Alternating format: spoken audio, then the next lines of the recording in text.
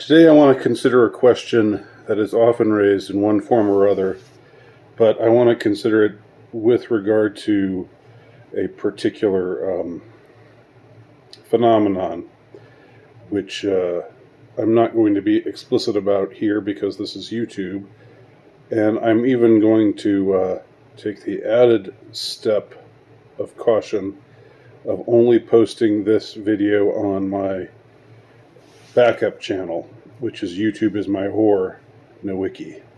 YouTube is my whore, all one word, mashed together as if it were one big word, Nowiki.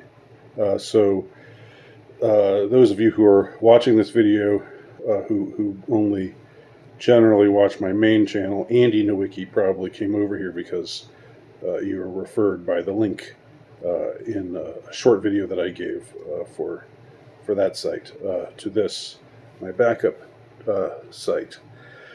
But the question that I'm asking is a bigger one,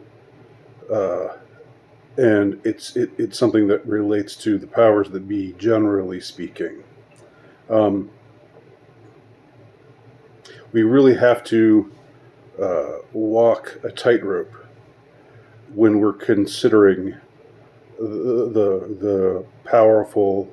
I wish I had some shorthand to describe them. You know, James Corbett made up the powers that shouldn't be, and that's a pretty clever one, pretty accurate one too. I don't feel like I can just take his intellectual property and claim it as my own. I mean, I don't think he'll sue me or anything, but I just kind of feel like a fraud using somebody else's terminology, or maybe I have too big of an ego. I want it to be my own. And but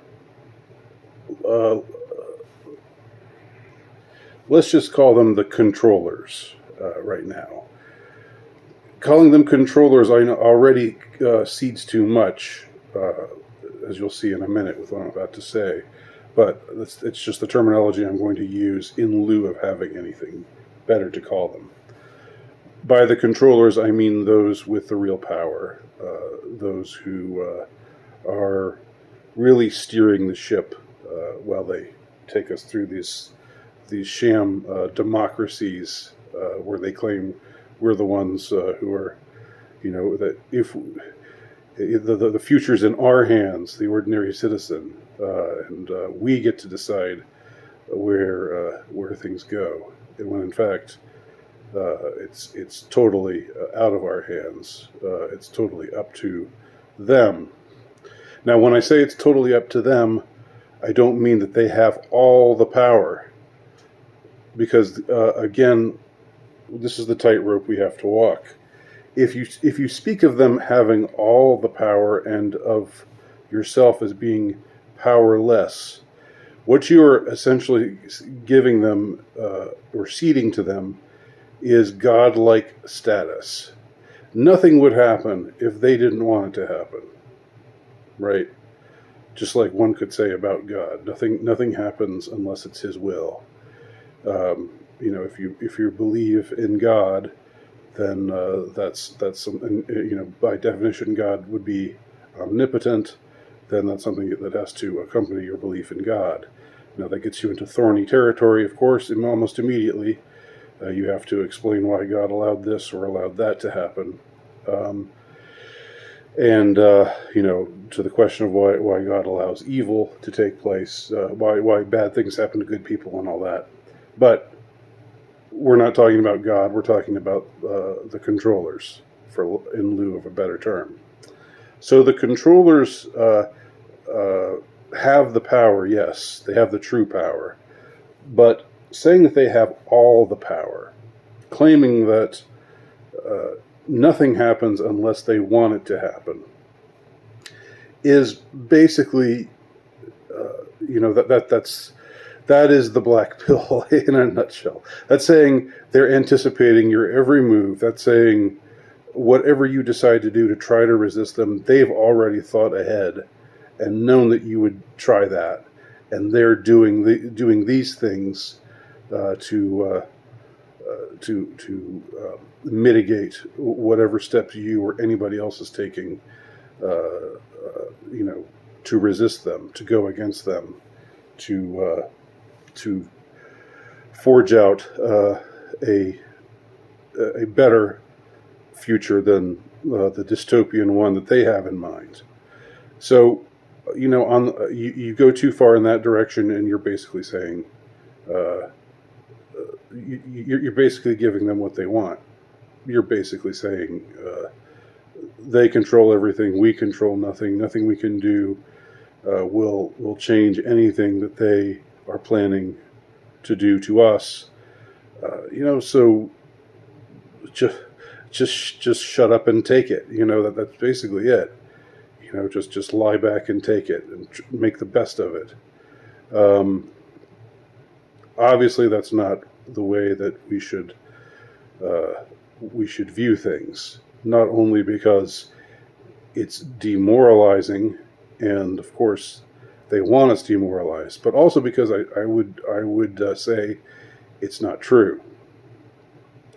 Things do happen that that are not what they planned, that are not what the controllers planned. The controllers do not have supreme power. You know, again, if you believe that, then they've already won. They've already won. So that's why I'm so strident in my my attitude towards people who are black-pilled. It's not that I don't understand being, you know, having a sense of things being dark, and it's not that I don't get despair. I do. I mean, I have lived most of my life, you know, on the edge of despair. Most of my adult life, anyway. So I get it, but it's not something you can yield to. It's not something you can just give into. But on the other hand, you know, you've got to acknowledge the existence of the controllers, because if you don't acknowledge that things are going on, you know, without your permission, without the permission of most people, if you don't recognize that these whatever you want to call them, oligarchs, billionaires, what have you, if you don't recognize that these what Scripture calls, you know, principality, we struggle not against flesh and blood, but against principalities, powers, thrones, and dominions. I think that's close to the exact quote, but I might be a little bit off. But that's definitely the idea. If you don't, if you just say, that's just a conspiracy theory, and you know, you're just a conspiracy theorist if you believe those kinds of things, you know, and if you believe the media is totally controlled, it never says anything that you know would go against the dictates of those who are pulling their strings and what have you. If you deny all of that, which is again what they want you to do, you know, it's funny because it's not funny, haha, but it's interesting that because it's in their interest both to have you black-pilled, to have you think, yeah, nothing you can do, little man, just sit back and take it, and make the best of it, because it's going to happen whether you like it or not. It is in their interest for that idea to get out there, but it's also in their interest to try to demonize so-called conspiracy theorists, especially now. Like I've said, it wasn't always this way. A couple of decades ago, you know, conspiracy theories weren't looked at as